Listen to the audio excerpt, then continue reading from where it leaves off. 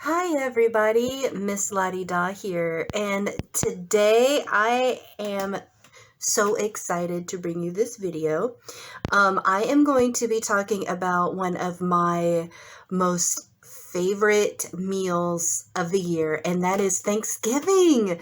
I love turkey. I love all of the fixins that go along with it. So I was reading in this month's issue of the Smithsonian magazine. Um, my dad actually has a subscription to it, but I love a lot of the articles in there, so I always read it too. So as I was flipping through the article, I found something so interesting that I had to share it with you guys. And it is about how Swanson TV dinners first came to be way back in the 1950s. And this just intrigued me. Like, I love vintage and antique things, and I love history, and I love Thanksgiving. So, of course, it got my attention, and I started reading, and I highlighted parts of the article. The article is a full page and a half. I didn't want to sit here and read it to you like a bedtime story, so I only highlighted the parts of it that I thought were interesting and that I wanted to share with you guys. So let's begin, okay? And I am reading from the article. At the end of the video, I will show a better shot of the actual Smithsonian issue. It's the November 2020 Smithsonian issue. And if you're interested in things, history and nostalgic type stuff like that, you can go to the smithsonianmagazine.com and you can get a subscription. I think it's like, I don't know, like to sign on, I think it's like $20 or $30 for a full year. But in our household, it is well worth it because we all read this magazine. And my dad loves watching the Smithsonian Channel. So, like I said, it's something very interesting if that's your bag. If not, oh well, just sit back, relax, and let me tell you a little Thanksgiving story. So, in 1925, the Brooklyn-born entrepreneur Clarence Birdseye invented a machine for freezing packaged fish that would revolutionize the storage and preparation of food. Maxon Food Systems of Long Island used Birdseye's technology, the double belt freezer, to sell the first complete frozen dinners to airlines in 1945. But plans to offer those meals in supermarkets were canceled after the death of the company's founder, William L. Maxon. It was the Swanson Company that transformed how Americans ate dinner, and it all came about, the story goes, because of Thanksgiving turkey. According to the most widely accepted account, a Swanson salesman named Jerry Thomas conceived the company's frozen dinners in late 1953 when he saw that the company had 260 tons of frozen turkey left over after Thanksgiving, sitting in 10 refrigerated railroad cars. The train's refrigeration worked only when the cars were moving. So Swanson had the trains travel back and forth between its Nebraska headquarters and the East Coast. How brilliant. Until panicked executives could figure out what to do. So I'm just picturing like this guy's like calling the shots. He's like, all right, you trains, you're going to travel back and forth and we're going to keep these cars refrigerated. Meanwhile, the executives are like in the offices running around like,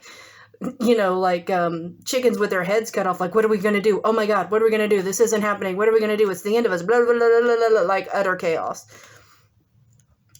Thomas had the idea to add other holiday staples such as cornbread stuffing and sweet potatoes and to serve them alongside the bird in frozen partitioned aluminum trays designed to be heated in the oven. Yes, if you're as old as I am or older, you remember when the TV trays actually did come in the aluminum containers and you had to put them into the oven to heat them up. But I thought that they were pretty good. They don't beat homemade cooking, not even close, but it's still pretty good, I think. In 1954, the first full year of production, Swanson sold 10 million trays. Banquet Foods and Morton Frozen Foods soon brought out their own offerings, winning over more and more middle-class households across the country. So it was initially Swanson that started it, and then the other frozen food vendors were like, hey, we need to start selling the turkey dinners too, because apparently those are pretty popular. So let's get on that bandwagon. Maxon had called its frozen airline meals Stratoplates. Swanson introduced America to its TV dinner. Very clever. At a time when the concept was guaranteed to be lucrative. As millions of women entered the workforce in the early 1950s, Mom was no longer always at home to cook elaborate meals. But now the question of what to eat for dinner had a prepared answer. Some men wrote angry letters to the Swanson Company, complaining about the loss of home-cooked meals. For many families, though, TV dinners were just the ticket. Pop them in the oven, and 25 minutes later, you could have a full supper while enjoying the national pastime, television. Blame it all on the 1950s. In 1950, only 9% of U.S. households had television sets, but by 1955, the number had risen to more than 64%. And by 1960, to more than 87%. Do you think that the TV dinner fad had something to do with that?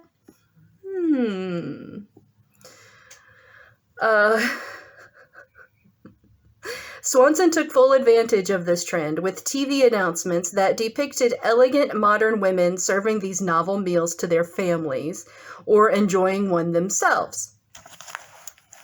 Quote, "The best fried chicken I know comes with a TV dinner," Barbara Streisand told The New Yorker in 1962. Can you imagine that? Like, Barbara Streisand is saying she loves TV dinners. Oh my gosh, like that probably caused chaos at the grocery store. "In what other way can I get and this is another quote. In what other way can I get a single serving of turkey, a portion of dressing, and the potatoes, vegetable, and dessert for something like 16 cents, unquote, a Shrewsbury, New Jersey newspaper quoted one reader as saying. Well, heck yeah, 69 cents back in the day. Can you imagine? Wow. TV dinners had found another niche audience in dieters who were glad for the built-in portion control. And I never thought of that. You think of being on a diet that you're like, oh, I don't want a TV dinner, all those calories and everything. But think about it. If you're on the kind of diet where you have to practice portion control, that makes sense. And therefore, that's a good selling point that TV dinners do have the portion controls. That's awesome. And I didn't ever think about that until I read this.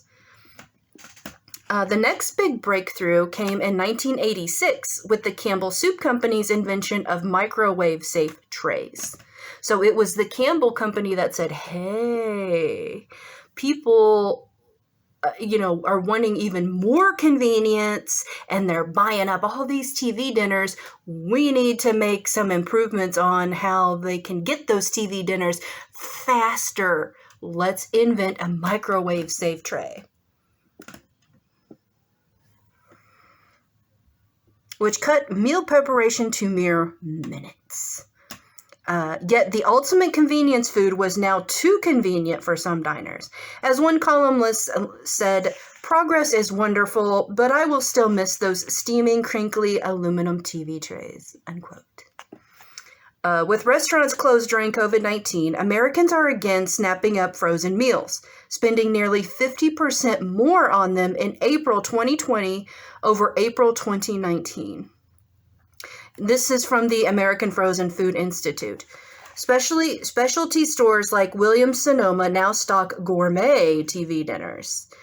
Ipsa Provisions, a high-end frozen food company, launched this past February in New York, and it specializes in artisanal frozen dishes for a civilized meal any night of the week, unquote. That's their slogan. Restaurants from Detroit to Colorado Springs to Los Angeles are offering frozen versions of their dishes for carryout, a practice that some experts predict will continue beyond the pandemic. To many Americans, the TV dinner tastes like nostalgia. To others, it tastes like the future. End of the article. Okay, so I'm a fan of TV dinners. Some TV dinners, mind you. Some I have had are disgusting and taste like I should feed it. No, I wouldn't even feed it to my dog. They are bland. They taste like cardboard. They are disgusting. But then I have had other TV dinners that are excellent. And I have tried to prepare the same type of meal homemade, and I just can't do it. So I am a fan of some TV dinners, but I'm a big fan of Thanksgiving. I love Thanksgiving and everything that comes with Thanksgiving. So once again, and I am not getting paid to sponsor Smithsonian or anything like that.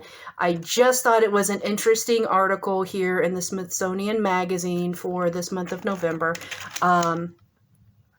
Yeah, something to read and think about as you're eating Thanksgiving dinner. Now, leftover Thanksgiving meals make awesome meal prep meals because you can kind of do the same thing, but just do it yourself. I have plastic meal prep trays that are separated like TV dinners. And so what I plan on doing is, and I did this last year too, and it was so convenient and it was so awesome. Like I made my own TV dinners pretty much. Like I would put bits of turkey in and a little of this and a little of that into each container, put it in the freezer, and we ate on it for like a few weeks after Thanksgiving even. So that's something to think about too. But I just thought that I would share this video with you guys with Thanksgiving coming up. And happy Thanksgiving, by the way. If I don't do a video before then, wishing you a happy Thanksgiving. So this is Miss La-di-da saying ta-ta for now. And I hope you enjoyed that article.